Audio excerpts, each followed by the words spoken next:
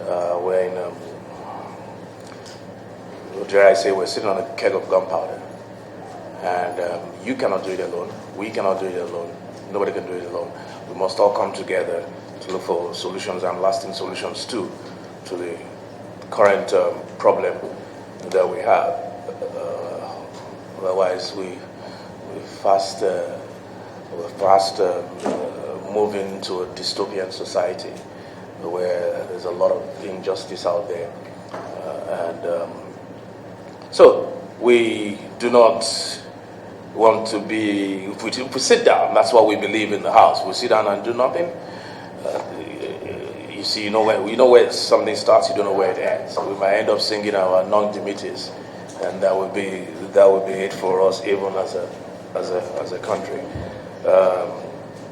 There's no doubt for us, SARS, which is the subject matter of today, SARS has always operated for many of us with an odor of impropriety and impunity, and so many things going on.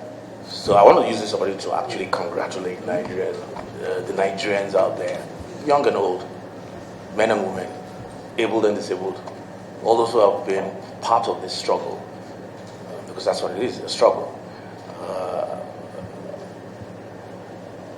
An appeal at the same time that we need to perhaps apply the brakes a little bit and see and organize more effectively. A major achievement has been, we don't want to roll that back.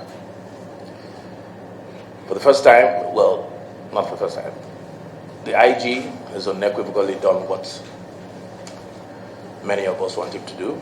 The president has spoken unequivocally. The House, prior to now, and I want to emphasize this, the House prior to the protests, and we have documents here.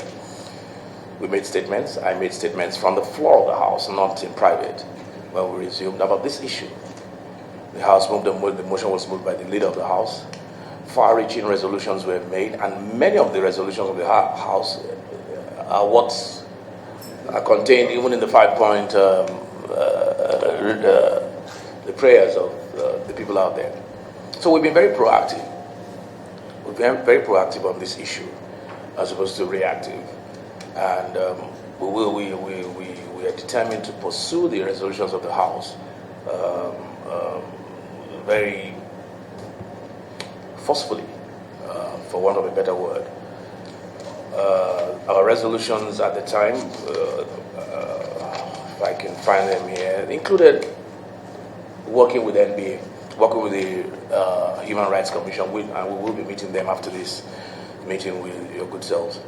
Our resolutions included, we discovered on working on this that, wait a minute, Section 2215 of the Constitution actually, in a very interesting way, almost gives immunity to the police, whereas you cannot even review their activities. So we realized that 215 subsection 5, for starters, because you cannot reform, for you to reform the police, you have to go to the very root that empowers the police to do what they do. So if you tell me that you cannot be accountable individually as a policeman, and you are covered by law, then there's no reform we can embark on without going to the root of that law, which is the ground norm, which is the Constitution. So it's already, the process has already started to delete that offensive, but I'm sure it was well intended. Like I said, to some people, the road to hell is sometimes paved with good intentions. So we have looked at how we're going to remove that well-intended but now obnoxious provision in the Constitution, so that it is on that we can now rest every other reform.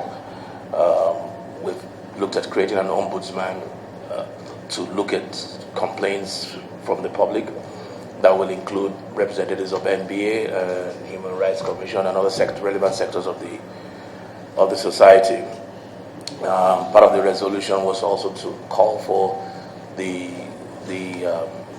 to ask the IG to furnish us with details of every policeman that has a complaint against him in the last 5 years. So not even now. Every policeman that has anything against him in the last 5 years, and let us know what have you done in terms of dealing with the complaints. I mean, how has he been punished? So we're waiting for that list. We've also asked for, and maybe you'll be able to help us there, the list of all victims that have suffered in the hands of the police, particularly those that have died, with a view to compensating the families. This was a resolution that was 2 weeks ago. 2 weeks ago, even before this whole thing started. And this is a good time as ever to get that list, because how do you compensate people? We're beginning the budget process, and we hope to be able to create a line item for that purpose to make sure that these guys are compensated, hopefully adequately. The resolution also talked about laws, legislation that will reform the police. As you're all aware, we just recently passed the Police Reform Act, which in itself was far-reaching and contained some of these things. But I think we also need to, perhaps under the circumstances, may not be far-reaching, or there may be other things that. So, do we amend that, or do we have standalone legislation in some areas? We need to collaborate with you on this and figure out what needs to be done.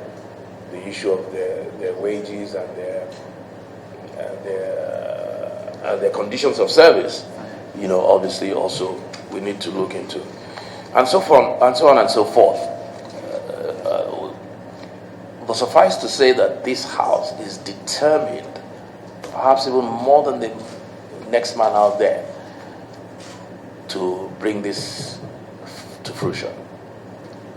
And we gave ourselves 30 days to begin to bring to the floor after collaborating with you. So we drew timelines.